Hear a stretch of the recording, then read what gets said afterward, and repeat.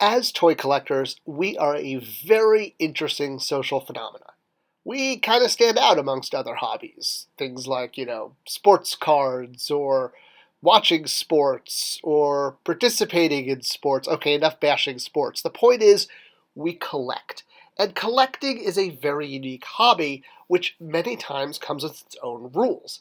Whatever it is you collect, whether it's red fire trucks or glow-in-the-dark glowworms, and glow-in-the-dark glowworms is worth it, I'm telling you, we tend to have limitations that we create. It's one of the only hobbies out there I've found where the actual participant is creating their own rules and limitations on how much they want to participate in the hobby. So, as an example, let's look at Marvel Legends, right? There's a lot of Marvel Legends out there, a lot of different teams. And this tends to be one of those collectible hobbies where some just get Avengers. Some people dig down and only get Iron Man within the Avengers. Some people dig down and will only get X-Men or only X-Men from certain eras, as opposed to getting every X-Men figure ever. Heck, there are people who will only get X-Men characters that have a not-so-subtle resemblance to the mighty Spector from Masters of the Universe Classic. I don't know who that collector is, but hey, he's out there somewhere.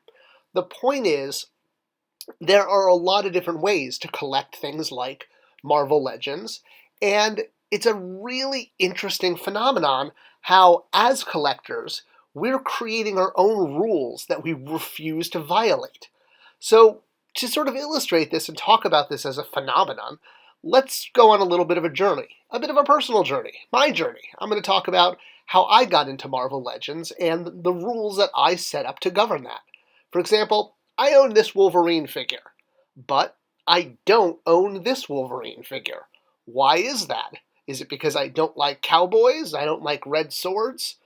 I own this Tombstone figure, but I don't own this Leader figure. Is it because I don't like characters with green skin? No, they violate the rules of what I collect. And these are rules that no one is really establishing or holding up except me. They're my own rules, yet I won't break them.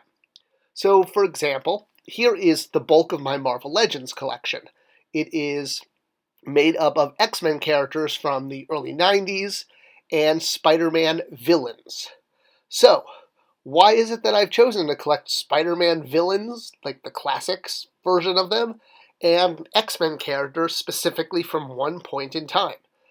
So much so that if a figure comes out that's sort of a better representation, I might replace them, or I may not. I may prefer the original, like that Green Goblin figure there. That's the Toy Biz Green Goblin compared to this recent Green Goblin that Hasbro put out that, personally, I don't find to be as superior. I still have him on my shelf with some of my Spider-Man and His Amazing Friends characters, but he's not in my quintessential Spider-Man villain shelf. That spot is reserved. I have a perimeter for the best version, and in this case, I personally judge it to be the Toy Biz version. Alright, I know, a little all over the map. Let's circle back around. So as I said, I'm using Marvel Legends as an example because there's so many different factions and teams out there, yet as collectors, when it comes to tackling something like Marvel Legends, we tend to divide it into parameters.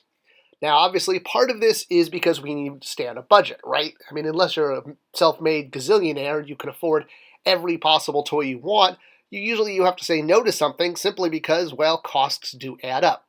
Then again, I threw down several $100s on a giant robot pink sentinel because, well, it fit within the parameters that I set up.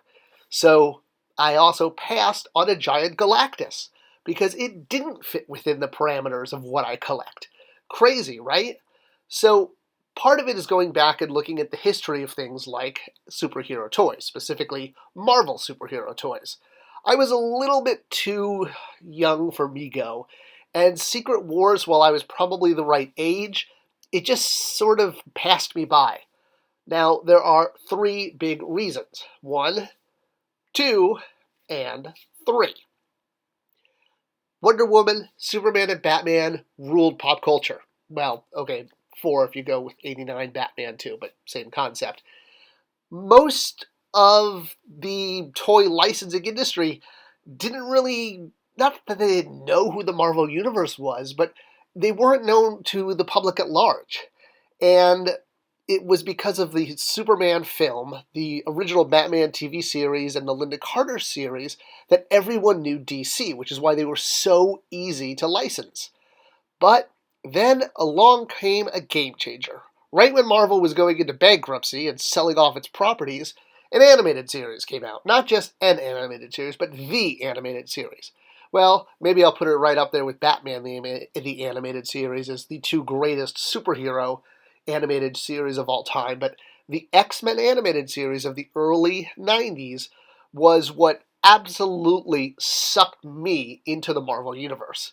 Before then, it was like, I know who Iron Man is, I know who Captain America is, but wow, this show was mind-blowing, and it had continuity.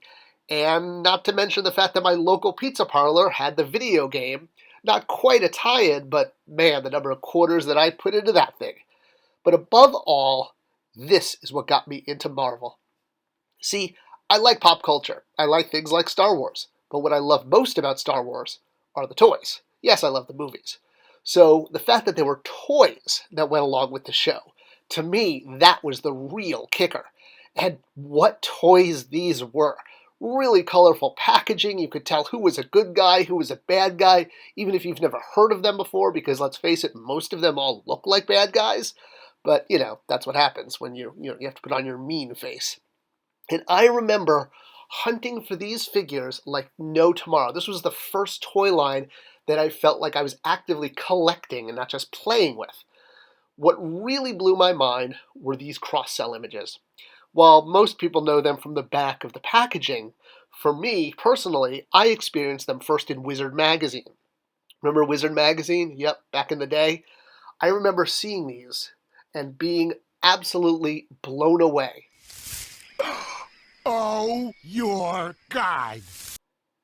As a, want to call it kid, maturing, young adult, into my teenage years, I had never seen cross-cells like this before, where it showed all of the figures lit up cinematically, and I mean, they just came to life. Of course, we'd had cross-cells ever since the early 80s, but there was something really special about the way the cross-cells were done. I can't even find the words to describe it, but I remember just spending hours and hours staring at these images in Wizard Magazine, the way all the figures were lined up, the way their uniforms either matched or didn't match, wondering like, oh, are they on the same team? Is this person just sort of like a rogue, no pun intended, that they're wearing a slightly different outfit? And it just sucked me in, and I was like, wow, I want all of these.